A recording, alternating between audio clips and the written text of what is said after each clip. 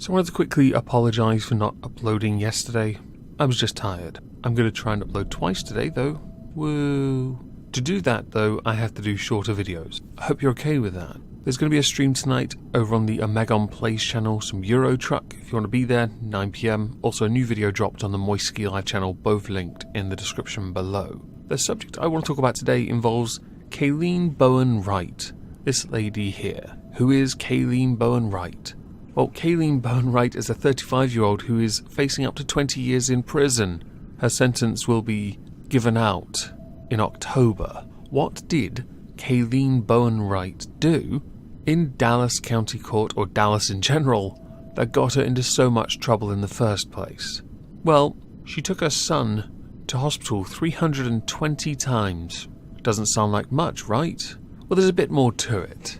Over the course of 2009 to 2016, she took him to hospital that many times for what has been deemed unneeded medical tests and procedures, some of which were major surgeries. Her charges, the charge that she has pled guilty to, included recklessly causing injury to a child, because not once did any of those surgeries, of the 13 major ones that happened in the 7-year period, needed to happen at all. Now, understandably, I can, to an extent, sympathise with a parent who desperately worries about anything that could trouble their child. However, 320 times is a lot. At some point, one has to wonder if you're projecting your own Munchausen's onto your kid, or you want your child to live in one of those little clean rooms in perpetuity. Equally understanding, but in a different context, in 2017, Kaylene Bowen-Wright lost custody of her son, with Child Protective Services in 2017 taking the boy from her care after Dallas Hospital determined that the son did not have cancer or any of the symptoms that Bowen reported. With its petition for the removal, the Child Protective Services said that the boy had been to hospitals and pediatric centers in Dallas and Houston at least 323 times and had those 13 major surgeries. The boy has since been placed in care of the father, Ryan Crawford, who has said that, "I am happy that she decides to do the right thing, plead guilty." Eventually the lies had to stop. Medical abuse is underreported every day. Now it's time to move forward and make sure no child has to suffer the abuse my son endured. The father has been made the sole managing conservator of the 10-year-old. He's 10 years old, and from the age of 3 he thought it was normal to be placed under a knife. That is absolutely sickening. Kaylene Bowen-Wright is understandably looking at 20 years because she essentially abused her child for reasons I don't quite understand. I don't understand what could motivate somebody to think, "Ooh, I know, I'll hurt my child by making them think they have a disease that could kill them," and convince medical professionals that they have them too. Although I am very, very curious how those other 13 major procedures went and what they were. For them to be declared major procedures, one does have to wonder if your son lost any organs or any of his organs were damaged in the processes that were done. You should forfeit some of yours for him, as I believe that to be fair. I know someone's going to disagree. I mentioned pedantic people in my last video, and unsurprising, we got one, boys. Immediately telling me halal and kosher aren't the same thing. Thank you for proving my point to a T. I love you. With Kaylene Bowen-Wright, I would very much like to know what you think the sentence should be. For recklessly causing injury to a child, I believe the sentence should be the full 20 years, with parole happening in 20 years. Perhaps when your son's older and fully able to understand the level of what you did, they can then decide if they want to reconcile or forgive. That's on them. But I'd be very hard-pressed to find anyone that would want to forgive someone for violating them to such an extent, for whatever reason ails you, although the article I link below doesn't reference any medical mental health issues, which is usually the go-to move for cases like this. So to an extent, I'm actually quite happy it isn't mentioned, because then it tells me you're just a sick... I can't say the next word. I want to stay monetized. Although, I have talked about child abuse. The word's fuck. Screw it. You are a very sick individual for thinking this is acceptable. The first job of a parent, as I've said many times when covering these kind of cases, is to protect your own. to protect and educate the child that loves unconditionally, loves and trusts you. When you violate that trust, when you violate your child, when you cause them irreparable harm, or any harm for that matter, you become less than human yourself. You are unworthy of the title of mother. You are unworthy of their love. You are unworthy of any semblance of freedom. And the real consequence, minus the not going to see your kid for a long, long time, would be when you are inevitably placed in ADSEG for a while, when people find out what you did. Hopefully, I'll have another video up soon for you. It should be a bit longer than this, but I wanted to try and make up for yesterday's inaction. Inactivity, inaction? Let's go with both. To finish this video, I'm actually going to play one of the tales from my Moisky Reads channel. I have been working hard to improve on my alliteration, and I think I'm getting good results. The tale is called The Hound. It was released on Friday of last week. In my tortured ears, there sounds unceasingly a nightmare whirring and flapping, and a faint, distant baying, as of some gigantic hound. It is not a dream. It is not, I fear, even madness, for too much has already happened to give me these merciful doubts. St. John is a mangled corpse. I alone know why, and such is my knowledge, that I am about to blow out my brains, for fear I shall be mangled in the same way. Down unlit and inimitable corridors of eldritch fantasy sweeps the black, shapeless nemesis that drives me to self-annihilation. May heaven forgive the folly and morbidity which led us both to so monstrous a fate. Wearied with the commonplaces of a prosaic world, where even the joys of romance and adventure soon grow stale, St. John and I had followed enthusiastically every aesthetic and intellectual movement which promised respite from our devastating ennui, the enigmas of the symbolists and the ecstasies of the pre-Raphaelites. All were ours in their time, but each new mood was drained too soon of its diverting novelty and appeal. Only the sombre philosophy of the decadents could hold us, and this we found potent only by increasing gradually the depth and diabolism of our penetrations. Baudelaire and Huysmans were soon exhausted of thrills, till finally there remained for us only the more direct stimuli of our natural personal experiences and adventure. It was this frightful emotional need which led us eventually to that detestable course, which even in my present fear I mention with shame and timidity, that hideous extremity of human outrage, the abhorred practice of grave robbing.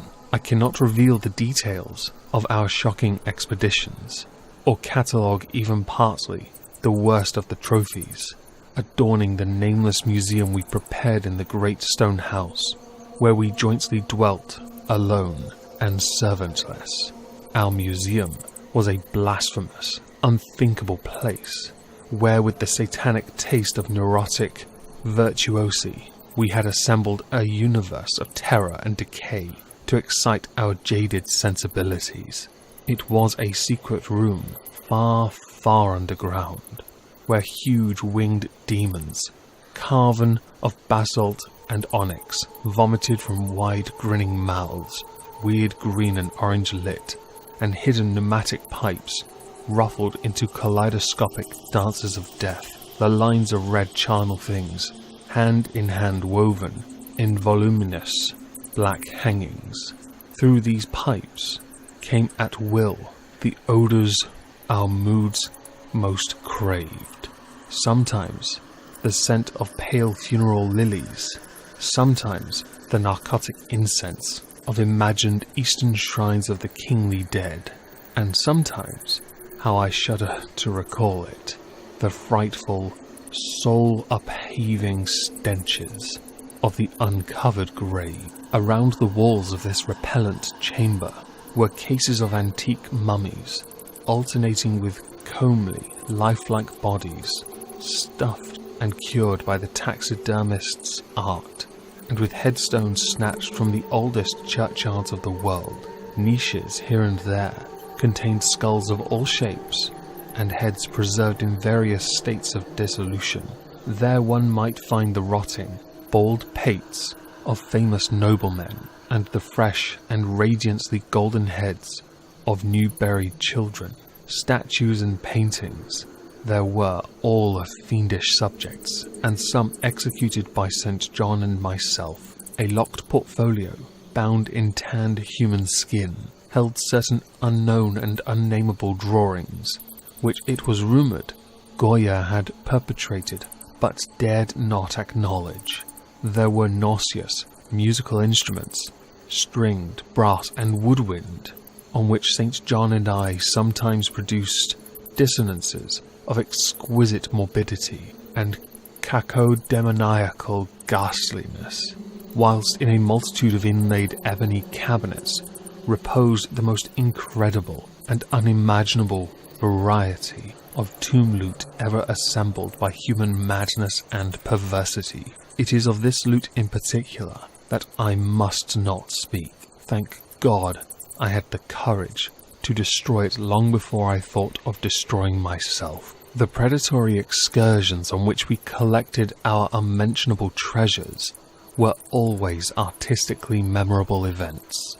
We were no vulgar ghouls, but worked only under certain conditions of mood, landscape, environment, weather, season, and moonlight. These pastimes were to us the most exquisite form of aesthetic expression, and we gave their details a fastidious technical care. An inappropriate hour, a jarring lighting effect, or a clumsy manipulation of the damp sod would almost totally destroy for us that ecstatic titillation which followed the exhumation of some ominous, grinning secret of the earth. Our quest for novel scenes and piquant conditions were feverish and insatiate. St. John was always the leader, and he it was who led the way at last to that mocking, that accursed spot, which brought us our hideous and inevitable doom. By that malign fatality, we were lured to that terrible Holland churchyard. I think it was the dark rumour and legendary, the tales of one buried for 5 centuries, who had himself been a ghoul in his time, and had stolen a potent thing from a mighty sepulchre. I can recall the scene in these final moments. The pale autumnal moon over the graves, casting long horrible shadows. The grotesque trees, drooping sullenly to meet the neglected grass and the crumbling slabs. The vast legions of strangely colossal bats that flew against the moon. The antique ivied church pointing a huge spectral finger at the livid sky. The phosphorescent insects that danced like death fires under the yews in a distant corner. The odours of mould, vegetation, and less explicable things that mingled feebly with the night wind from over far swamps and seas. And worst of all, the faint, deep-toned baying of some gigantic hound, which we could neither see nor definitely place.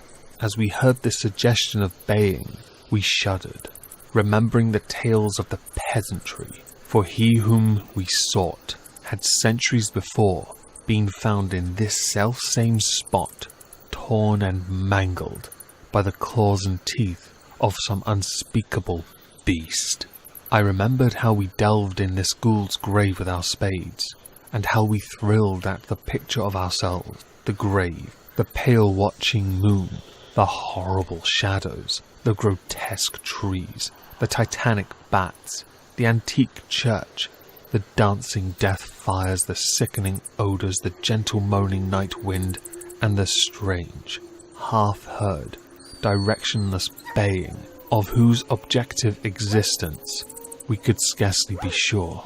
Then we struck a substance harder than the damp mould, and beheld a rotting oblong box crusted with mineral deposits from the long undisturbed ground.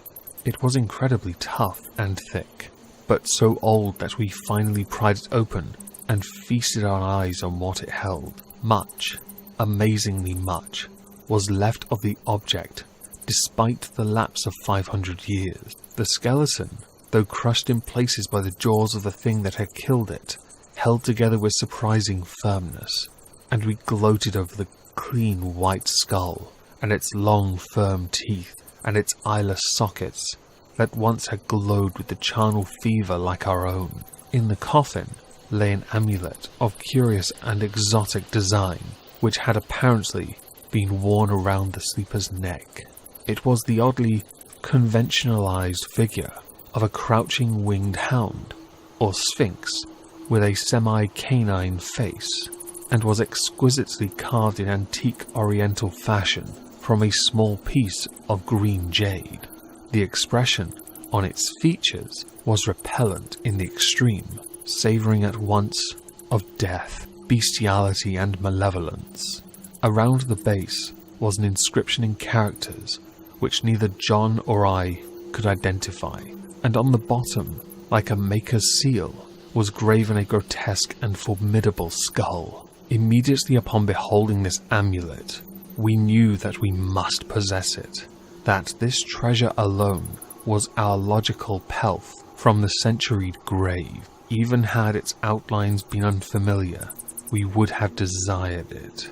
But as we looked more closely, we saw that it was not wholly unfamiliar. Alien it indeed was to all art and literature which sane and balanced readers know, but we recognized it as the thing hinted of in the forbidden Necronomicon of the mad Arab Abdul al-Hazred, the ghastly soul symbol of the corpse-eating cult of inaccessible Leng in Central Asia. All too well did we trace the sinister lineaments described by the old Arab demonologist. Lineaments, he wrote, drawn from some obscure supernatural manifestation of the souls of those who vexed and gnawed at the dead. Seizing the green jade object, we gave a last glance at the bleached and cavern-eyed face of its owner, and closed up the grave as we found it. As we hastened from that abhorrent spot, the stolen amulet in St. John's pocket, we thought we saw the bats descend in a body to the earth we had so lately rifled, as if seeking for some cursed and unholy nourishment. But the autumn moon shone weak and pale, and we could not be sure. So too, as we sailed the next day away from Holland to our home, we thought we heard the faint, distant baying of some gigantic hound in the background. But the autumn wind moaned sad and wan, and we could not be sure. Less than a week after our return to England, strange things began to happen. We lived as recluses, devoid of friends, alone and without servants in a few rooms of an ancient manor house on a bleak and unfrequented moor, so that our doors were seldom disturbed by the knock of the visitor. Now, however, we were troubled by what seemed to be frequent fumblings in the night, not only around the doors, but around the windows also, upper as well as lower. Once, we fancied that a large opaque body darkened the library window where the moon was shining against it, and another time, we thought we heard a whirring or flapping sound not far off. On each occasion, investigation revealed nothing, and we began to ascribe the occurrences to imagination alone. That same curiously disturbed imagination which still prolonged in our ears the faint far baying we thought we had heard in the Holland churchyard. The jade amulet now reposed in a niche in our museum, and sometimes we burned strangely scented candles before it. We read much in Al-Hazred's Necronomicon about its properties, and about the relation of ghoul souls to the objects it symbolized, and were disturbed by what we read. Then terror came. On the night of September 24th, I heard a knock at my chamber door. Fancying it was St. John's, I bade the knocker enter, but was only answered by a shrill laugh. There was no one in the corridor. When I aroused St. John from his sleep, he professed entire ignorance of the event, and became as worried as I. It was that same night that the faint distant baying over the moor became to us a certain and dreaded reality. 4 days later, whilst we were both in the hidden museum, there came a low, cautious scratching at the single door which led to the secret library staircase. Our alarm was now divided, for besides our fear of the unknown, we had always entertained a dread that our grisly collection might be discovered. Extinguishing all lights, we proceeded to the door and threw it suddenly open, whereupon we felt an unaccountable rush of air, and heard as if receding far away a queer combination of rustling, tittering, and articulate chatter.